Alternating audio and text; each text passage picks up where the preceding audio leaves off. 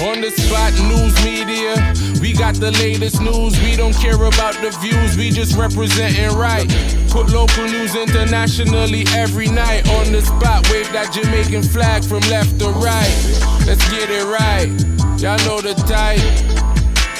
We ain't dealing with the hype, we make it take flight. Yeah man, my viewers and subscribers, what go on? A blessed and wonderful Tuesday morning to each and every person out there tuning into On The Spot News Media. Now my peeps, you don't know how we do it over on this side each and every morning. We have to give thanks and praise to the Most High Creator for the preservation of life, because life is indeed the greatest. So in the morning, my peeps, I have a few stories to share with you, the regular members of Jan Public and also members of the diaspora. So please like the video, share the video, watch the entire vlog so you can get a full understanding and a better appreciation of everything we're going in Jamaica.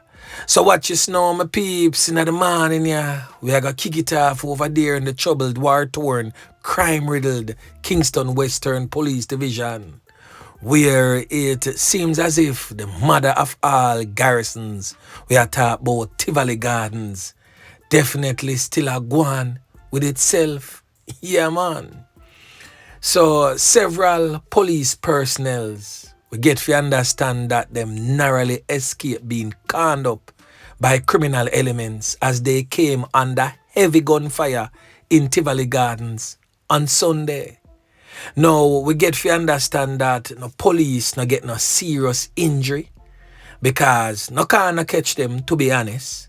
But we get to understand say one police injured him foot whilst jumping from a police unit to avoid being hit by the can them. So reports reaching On The Spot News Media would suggest that sometime around 6:30 a.m. the police were on mobile patrol in the area when they responded to a radar transmission that said that a whole heap of corner beat down in the G. But down to the side where them call Lizard Town, down a market side there, so right across in a Darling Street area, right there, so right across from market with the high rising building them there. So right after this, so we get to understand so the car them did a beat. Now, upon arriving in the community, we get to understand that the police them jump out of them mobile unit and proceeded on foot into the Lizard Town and Tivoli Courts area, because we get to understand says a portion of police are running same time.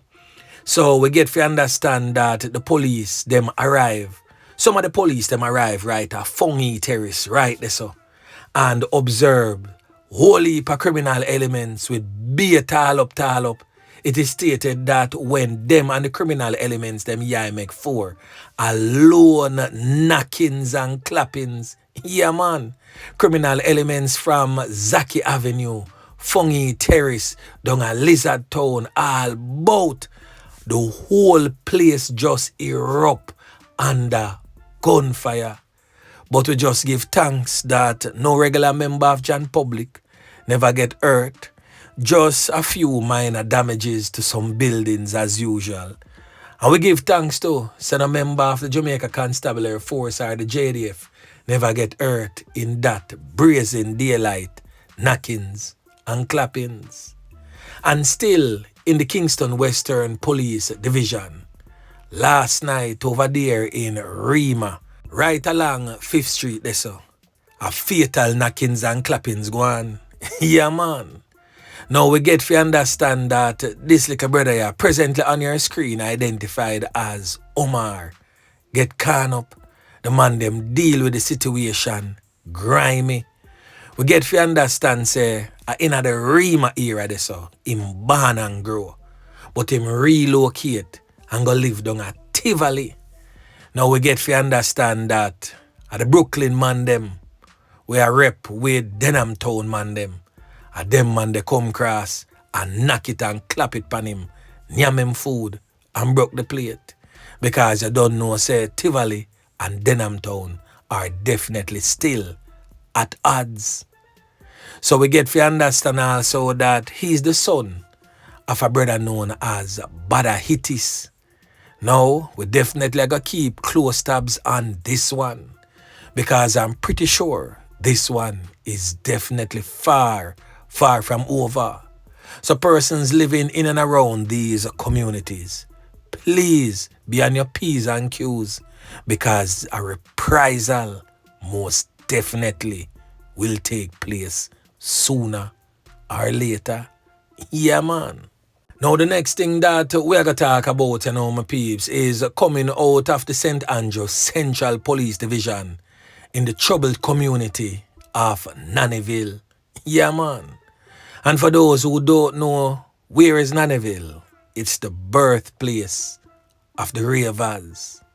So right behind the National Stadium, right there, so along Mountain View Avenue, a little bit before you get to Mountain View Primary and the Excelsior Community College if you're coming from the direction of Stadium. So a fatal knockings and clappings going over there yesterday. Police allegedly have a knockings and clappings with criminal elements. That's the report from the police. And of course, residents are refuting the claims of the police, stating, say, yo, a brawling murder. Now the deceased is presently on your screen, and he has since been identified as Nicardo Lewis, but them call him Papi in our streets. He is said to be an alleged gang member from the Ashanti gang based in Nanville, and he is from the Blue Mountain Drive area in Nanville. Now, according to the police, sometime in the wee hours of the morning, around 4 a.m., about 20 personnel acting on information went to his residence. It is stated that upon the approach of the police, he opened gunfire at them, resulting in an armed confrontation. During the exchange, it is stated that he was conned up, seriously so, and a firearm was also seized. Further reports stated that Lewis was subsequently transported to the Kingston Public Hospital, not in a bid to save his life, but more so to have him officially pronounced, you know what. None of the officers were injured in that incident. But listen to this part, my peeps. The police said intelligence indicates that the now deceased was a former member of the Akeem Newman-led faction of the Ashanti gang. We are talking about the criminal element known as Boy.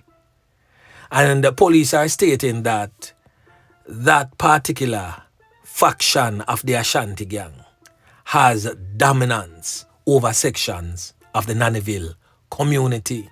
The police reports further states that he was last taken into custody on the 25th of December 2018 in relation to a dispute with another man who was the leader of the breakaway section of the gang. Now it is stated that Lewis' mother is now refuting the claims of the police. She did an interview with the Jamaica Observer. So we're going to play the voice clip of the mother who gives her version of the alleged police confrontation. And of course, the mother, Rosemary Walker, disclosed that the lawmen did not encounter any knockings and clappings, a brawling murder. Now listen. Rosemary Walker, 12 Blue Mountain Drive, I live in. This man around after 3. My daughter went to the bathroom and knocking on the back door. Boom, boom, boom, boom, boom. So she said, Mommy, it sound like police. I get up, open the door. As I open the door, is a big gun I'm looking at. I said, what's the problem? Them come. Me say, have a warrant to search? Yes. They still never give me no warrant. My next son open the door and them come straight in. Bar go straight into my son's room. Knock on his door. And he said, who is this? He said, why are you inside there? He said, my baby inside here. The postman said, open and he opened the door, stop with the baby name on. The second son walk come that chain from him. So when the policeman take the baby from my son, give it to my boyfriend, which is Peter, and then turn the gun on him and kill him. My son said that my son run off. When my son run off now, them rush him now. He went in the bathroom. And him have to start beg for him life. Like they turn the gun pan him. You know what them did? After them kill my son, them take out one of them gun, put it in his son's hand and fire one bullet out of that. And I need justice for my son. My son is not a gunman. My son live inside with his 1-year-old baby and then take the baby to my son and murder my child. And I need justice. I'm going straight to Intercom and call the Commissioner Office. I need justice for my son. What's your son name? Nicardo Lewis. So there you have it, my peeps. Both versions of that particular fatal knockings and clappings. The police are say one thing and the mother is saying the other. Boy, may I tell you, my peeps. The thing rough. Now the next story. And this is one of the reasons why on the Spot News Media, and I don't use this term often, but I completely detest criminal elements like these. Now on your screen is one of our nation's most vulnerable. A young and promising sixth form student who attended the prestigious Queen's School for Girls. Now, this 18-year-old had a very bright future. Her name, Jada Pollard. Sad to say, she's no longer with us because of the hands of a criminal element. The same criminal elements that many of us as Jamaicans, yard and abroad, whether directly or indirectly, promote, collude, support, entangled with, a member of their criminal organizations, whatsoever the part that you play. Some years ago, when Renito Adams was a member of the Jamaica Constabulary Force, he made some statements, and many of us up until this day still don't understand what he meant. Renito Adams, in my view, was a visionary. He could have seen what would have unfolded in our nation if we don't nip certain things in the bud right away. And now we are feeling the blunt of all of this. Renito Adams stated back then that at least 75% of us are criminal elements. Not stating that we are some knackies and clappies, but because of our involvement with criminality, one way or the other. He also stated, and I quote, "Jamaica, we shall pay dearly," end quote. Now this innocent, young, promising teenager, Jada Pollard, did not deserve to go in the horrific and brutal manner in which she did. Now what had taken place is that Jada was home in an upscale community called Smokeyvale. For those who know that community would have known, say, yeah, lifestyle of the rich and famous going up there. So for those who are living uptown and feel like so not safe at it now, go reach up there. Slowly but surely, it's getting there. Long gone are the days when violent acts like these only happen in communities like Tivoli, Denhamtown, Rema, Jungle, Nanville, Mountain View, Backbush, you name it. All them garrison areas, Spanish Town, all of them little wicked place there. It's creeping uptown. Now the student was at home with family members. It is stated that sometime around 1:30 a.m., an intruder broke into the residence and began ransacking the premises. It is stated that Jada left from her bedroom and came face to face with the criminal element. It is said that the criminal element fired one can automatic, hitting Jada flush in the face. The criminal element then fled on foot. She was transported to the hospital,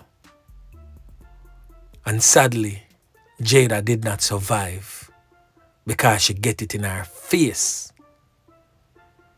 Now, Superintendent Randy Sweeney, that's the head of the St. Catherine North Police Division, he confirmed the incident and is now urging you, the regular members of Chan Public, who have any information surrounding the brutal slaying of this innocent little one, to give that information to the Constant Spring Criminal Investigation Branch. You can reach them at 876-924-1221. Now, on the Spot News Media has been reliably informed that at least one person has been taken into police custody so far in relation to the fatal knockings and clappings of Jada Pollard. Now, how long are we going to sit idly by and continue to allow these criminal elements to take from us what is most precious and most dear to us, our children? The criminal element that did that to Jada may not be the criminal element that you're covering for.